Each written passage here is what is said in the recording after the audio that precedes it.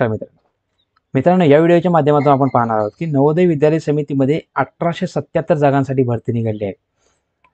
नवोदय विद्यालय समिती, तर यामध्ये मित्रांनो एकूणच आपण पाहू शकतो की 1877 1377 प्लस 500 अशा एकूण 1377 जागेसाठी आपण ऑनलाईन ॲप्लिकेशन करणार आहोत. तर इथे आपण पदाचे नाव आणि तपशील पाहू शकतो की पद क्रमांक म्हणजेच एकूण 14 पद आहेत. त्यापैकी पदाचे नाव आहे ते स्टाफ नर्स, महिला असिस्टंट वगैरे, ऑडिट असिस्टंट, ज्युनियर, आणि त्यानंतर त्यांच्या जे काही संख्या म्हणजेच जे काही पद संख्या आहे ती इथे आपण पाहू शकतो. तर अशा टोटल एकूण 1317 जागा आहेत.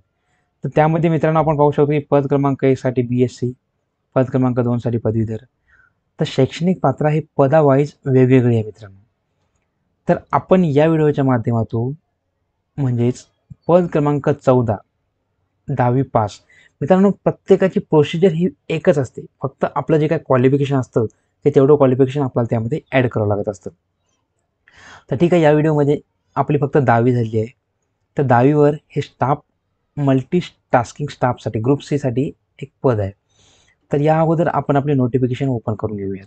तर 30 एप्रिल 2024 रोजी SC ST आणि OBC यांना वयामध्ये सूट दिली आहे. तर मित्रांनो वयाची सूट इथं आपण पद क्रमांकानुसार इथं आपण पाहू शकतो की पद क्रमांक 1 साठी 1 ते 8 पदासाठी 35 वर्ष, पद क्रमांक 2 23 ते 33, पद क्रमांक 3 7 12 13 14 साठी 18 ते 30. तर आपण पद क्रमांक 14 पाहणार आहोत. तर 14 कुठे आहे? इथं 18 ते 30 वर्ष. ठीक आहे. त्यानंतर नोकरीची ठिकाणी संपूर्ण भारत आहे मित्रांनो. SC ST साठी 500 रुपये फी, तर जनरल आणि OBC साठी 1500 रुपये फी हे पद क्रमांक 1 साठी, आणि उर्वरित 2 ते 14 या पदासाठी ही फी आहे 1000 रुपये. ऑनलाईन अर्ज करण्याची शेवट तारीख मित्रांनो 30 एप्रिल 2024 आहे. तर हे फॉर्म ची जे काही जाहिरात आहे, जे काही नोटिफिकेशन जाहिरात आहे, ही सविस्तर माहिती आपण या व्हिडिओच्या माध्यमातून पाहणार आहोत. तर हे 32 पेजेसचं एक जाहिरात आहे मित्रांनो. तर यामध्ये आपण पाहू शकतो की पोस्ट नेम, कॅडरे, त्यानंतर post wise female staff nurse group B, त्यामध्ये ओपनसाठी OBC साठी किती जागा आहेत. म्हणजेच मित्रांनो इथे आपण पाहू शकतो की प्रत्येक पदासाठी जे काही आपल्याला जागा लागणार आहे त्या कास्ट वाईज इथे आपल्याला जागा ह्या दिल्या आहेत. तर त्यामुळे मित्रांनो फॉर्म फिल करण्या अगोदर इथे सविस्तर माहिती पहिले बघून घ्या की कोणत्या जिल्ह्यात आपल्याला कोणत्या जागा आहेत, किती जागा आहेत, काय आहे ते सविस्तर माहिती इथे पाहून घ्या. इथे अपंगांसाठी जे काय असतं ते पण इथे पाहायला मिळतं. त्यानंतर थोडंसं स्क्रोल डाऊन केल्यानंतर आपण इथे पाहू शकतो की पे स्केल मित्रांनो लेवल 7 म्हणजे 7वे वेतन लागू आहे मित्रांनो यासाठी. तर 44,000 ते 1,42,000 रुपयेपर्यंत तुम्हाला हे फिमेल स्टाफ नर्ससाठी पेमेंट आहे. त्यानंतर असिस्टंट सेक्टर, तर आपण जो काय फॉर्म भरत आहे त्यासाठी मित्रांनो पेमेंट आपण पाहायला गेलं तर इथे मी तुम्हाला दाखवतो की प्रत्येक पोस्टसाठी जे काही आहे ते पेमेंट इथे आपल्याला दाखवलेलं आहे. तर आपला मल्टीटास्किंग स्टाफ इथे बघू शकतो मित्रांनो आपण की 18,000 रुपये ते 56,900 रुपये हे पेमेंट आहे. एज रिलॅक्सेशनचा जर विचार केला तर SC ST साठी 5 वर्ष सूट व OBC साठी 3 वर्ष सूट आहे मित्रांनो.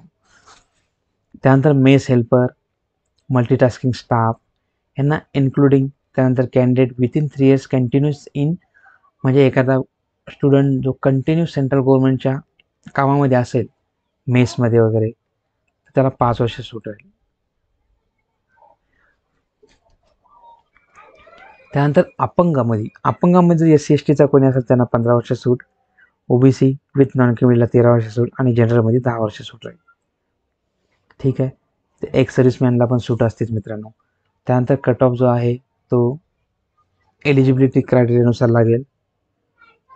त्यानंतर EWS रिझर्वेशन आहे. तर ही अशा पद्धतीने सविस्तर माहिती आपल्याला इथे बघून घ्यायची आहे. Mode of selection, candidate will be shortlist on the basis of their performance competitive exam and interview. म्हणजेच जो काही मोड ऑफ सिलेक्शन आहे त्यामध्ये पहिलं त्यांचं एक शॉर्टलिस्ट लागेल. जेव्हा आपला एक्झाम होईल आणि त्यानंतर आपला इंटरव्ह्यू होईल त्यानंतर आपली एक शॉर्टलिस्ट लागेल. त्या शॉर्टलिस्टमध्ये जर तुम्ही एलिजिबल असाल तर आपल्याला त्यामध्ये सिलेक्शन होऊन जाईल. तर इथं एक्झामचं जे काय आहे ते एक्झाम सेंटर आहे तिथे. हे बघा महाराष्ट्रामध्ये अमरावती वगैरे महाराष्ट्र वेगवेगळ्या जागा मित्रांनो, वेगवेगळ्या स्टेटमध्ये वेगवेगळ्या जागा आहेत. त्यानंतर अजून जर पाहायचा विचार केला तर इथे काय पाहू शकतो आपण, स्कीम ऑफ एक्झामिनेशन. तर एक्झाम हे कशा पद्धतीने होणार आहे, तर रिझनिंग ॲबिलिटीवर 15 मार्क्सचा पेपर राहील. त्यानंतर जनरल अवेअरनेस व करंट अफेअर्स, जे काही करंट अफेअर्स असतील त्यासाठी 15 मार्काचा राहील. आणि language competency test general English and general Hindi 10 marks, असा 20 मार्काचा पेपर राहील. त्यानंतर सब्जेक्ट नॉलेज हा 70 मार्काचा राहील व टोटल 120 मार्काचा हा पेपर राहील मित्रांनो. आणि तोच नाही तर अशा वेगवेगळ्या पोस्टसाठी हा वेगवेगळा पेपर आहे. तर आपण 10वीवरती मल्टीटास्किंगसाठी भरतोय, तर आपल्यासाठी आपण पाहू शकतो की इथे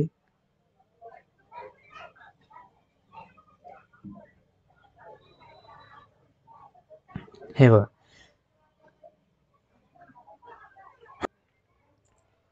इथे लँग्वेज टेस्ट इंग्लिश किंवा जनरल हिंदीमध्ये 20 मार्काची एक टेस्ट होईल. त्याच्यावरती तुम्हाला 40 मार्क मिळेल.